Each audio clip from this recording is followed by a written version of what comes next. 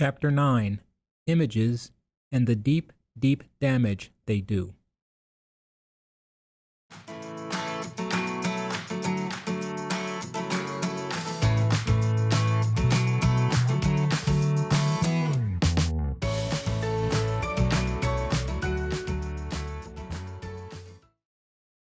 For many of us, after struggling to make it a certain ways along our spiritual path, we get discouraged.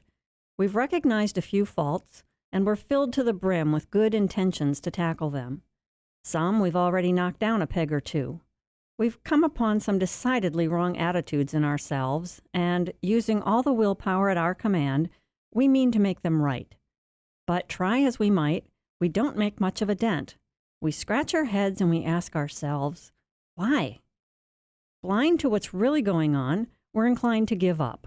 Why bother if it's so useless to try? Here, people, is where we make our gravest mistake. So now, are we ready for some stronger medicine? Let's talk about images. From practically the time we were born, we have been creating our own impressions about this thing we call life. It shows up pervasively and routinely, as well as suddenly and unexpectedly, and based on what we experience, our minds form conclusions. Something unfortunate happens, one of the many unavoidable hardships of life, and we make a generalization based on it. Roll forward a few clicks, and now we've got a rock-solid, preconceived idea about the way things are. The only problem is, most of the time our conclusions are wrong. The conclusions we form in childhood are not well thought out. They are really just our emotional reactions to life's events. They are based on a certain limited logic, but they are nonetheless in error. As we grow up, these wrong conclusions and the attitudes they spawn sink out of our awareness, where they set in and start molding how our life will look.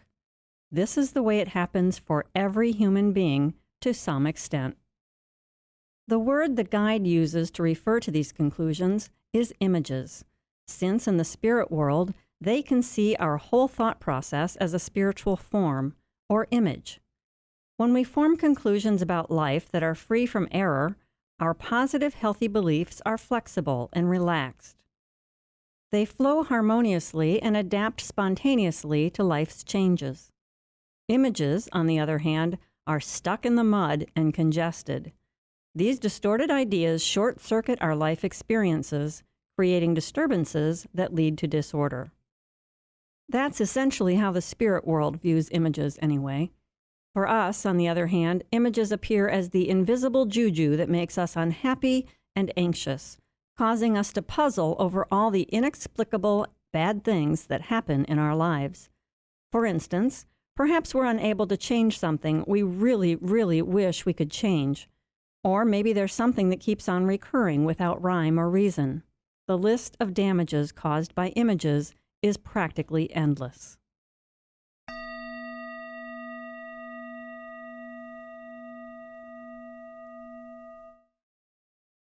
There's a very good reason why images exist in our unconscious minds instead of in our conscious awareness. The wrong conclusions that we formed at a young age were made in ignorance. We simply didn't have all the facts. Since images don't entirely make sense, they can't stay in our conscious mind. As we grow up then, what we later know in our heads conflicts with this emotional knowledge. Hence, we keep pushing our images down, out of sight. But the more hidden they are, the more potent they become, because then there's absolutely nothing pushing back on them. They have free rein. So then, how would we ever know if we have one? Well, perhaps we've discovered that we have a particular fault, but we just can't seem to overcome it, no matter how much we want to. When this happens, we know we're snagged on an image. It could also happen that we realize we are in love with some of our faults. When this is the case, it's for the simple reason that according to the image, we need these faults in order to defend ourselves. We think our faults are keeping us safe, so we are loath to let them go. All this kind of reasoning is going on, of course, below the conscious waterline of our minds. But that doesn't make it any less real. And our conscious efforts to get past a fault will continue to be fruitless as long as the roots, which are buried in an image, are kept far from the sun.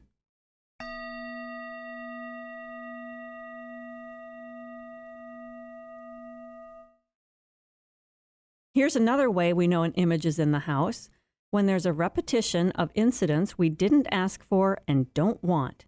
Images always form patterns. This may mean we have a certain behavior pattern in how we respond to situations, or certain events might just keep cropping up without being invited. Often, on the surface, we wish fervently for the opposite thing to happen than what our image creates. But of the two impulses, our conscious desire has nowhere near the clout of an unconscious image. It's entirely possible to have a legitimate desire that we speak out into the world, but we have a polar opposite image that blocks it. The price we're paying for maintaining our pseudo-protection, then, we unconsciously cling to our wrong conclusions as though they're safety nets, is the frustration of not having what we want. It's immensely important for us to understand that we have these images. It's equally important for us to realize that we draw people and events to us like bees to honey on account of these images. The only way out is by figuring out what our images are. What's the basis for them, and what wrong conclusion did we draw? Often, we're too close to our own situations to see the repetitive patterns. We miss the obvious. We don't look for the common denominators and instead focus on the slightest variation on the theme. We chalk up a lot of things to coincidence or some arbitrary fate that just likes to test us. Then, when all else fails, we find someone else or something to blame.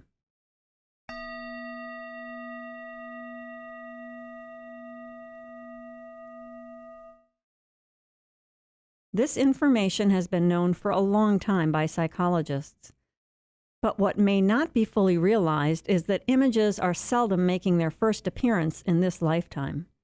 No matter how early in life they are formed, they didn't originate in this incarnation. That explains why the same circumstances don't result in identical images for different people.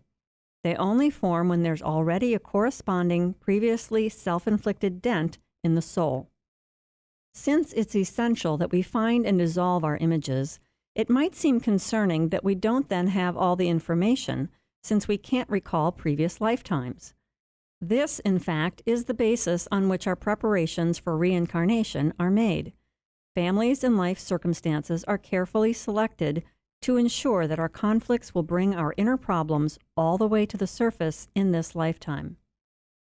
Things are sure to happen that will provoke our pre-existing image, likely dovetailing with the images of other members of our family. This is how images work to bring out problems.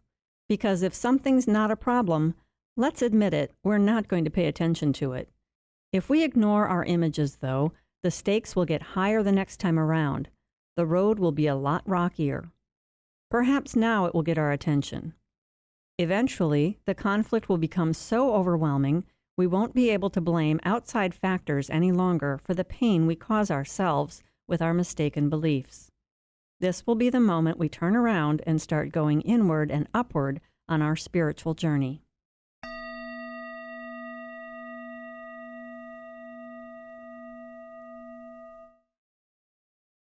The quest to find our images is a deeply valuable undertaking, but we usually can't find them on our own. So when we're ready to make this step, to find the solutions to the problems in our life by sorting out our images, we will need help. We can start by praying to God to guide us to the proper person who can work with us in this process of discovery. Humility is a valuable asset for our spiritual development, and this is a humbling process. If we're reluctant to work with someone else, we may not yet have the necessary humility to do this work. Or we might be afraid of what we would find. Fearing our images, though, is frighteningly short-sighted. If we believe that something we don't know about can't hurt us as much as if we knew about it, well, there's an image right there. And again, we think our images keep us safe, but it's just the opposite. Here's a rather primitive example that might help explain the concept.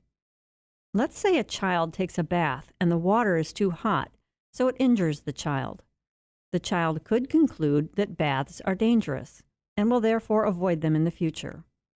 From this misconception, bigger conflicts arise. As a teenager, the parents try to force the child to take a bath, causing over-the-top conniptions. Later, even bigger conflicts come up due to the uncleanliness, and the person must come up with rationalizations to explain away the problem. Nonetheless, people will reject the person, and that will set off new and more chain reactions. If memory of the original bathtub incident has been repressed, the person will intellectually know that taking a bath poses no problem, so they will force themselves to bathe despite a strong emotional revulsion. Now, symptoms related to bathing will appear that cannot be explained. There's just no way to solve this mystery of anxiety and unreasonable reactions without finding out the image. That's a quick and simple illustration of an image. In real life, they are more subtle as well as more complicated. If we were each confronted with the entire contents of our soul, we would laugh. It would look like an untrue, wild fantasy. Such is the stuff our unconscious is made of.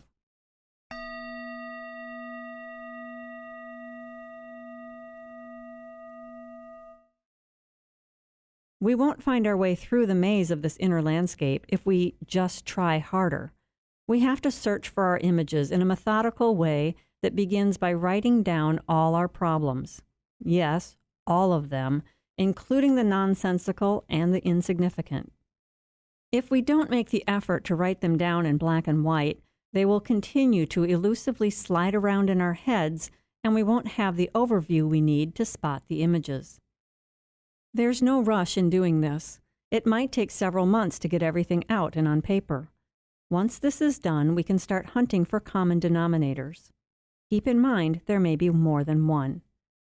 It's rare that we will have many one-off difficulties that don't relate to the others. It could happen, but it's rare. More than likely, there are no happenings in our life that are not interrelated. And if the experiences are unpleasant, they're probably connected in some way with our image. There's one common denominator that everyone needs to be on the lookout for: pride. To find it, we will need to do some serious self-probing, sitting in meditation, noticing our emotional reactions about past and current events, and praying for guidance. We will eventually see that we don't want to take any risks. We don't want any pain, and we have willfully drawn a conclusion that we think is going to keep us safe. This is our image. But our image is not at all a safeguard, since it brings us the trouble we were attempting to escape from. But life cannot be cheated, and that's the way things should be. If this merciful law didn't exist, we wouldn't have a prayer of getting out from under the misery of our lower self. The spiritual aim of all personal self-development is purification, and we can't become purified if we don't understand and gain some control over our own unconscious. But purification can't come cheap. If it did, we'd all be done with our work by now. In truth, it requires more than making a list of faults and attempting to overcome them. We have to dig deep, and we have to fully unravel our deeply buried images. We must not become easily dissuaded by our inner resistance, for our resistance is in as much error as the images we're trying to unearth. In fact, the same self-will we applied to form our images is behind our resistance to dredging them up. And it will continue to cause untold misery if we don't learn to apply our will in the right way. We must have enough wisdom to see our resistance for what it is and not let it rule the roost. There's also no cause for a pity party. We are the ones responsible for our images. True, we didn't know any better when we formulated them, but we do now.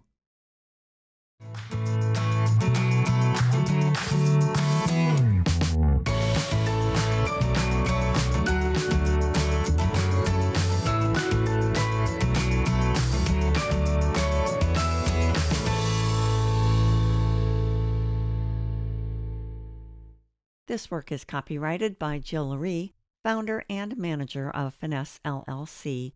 All rights reserved.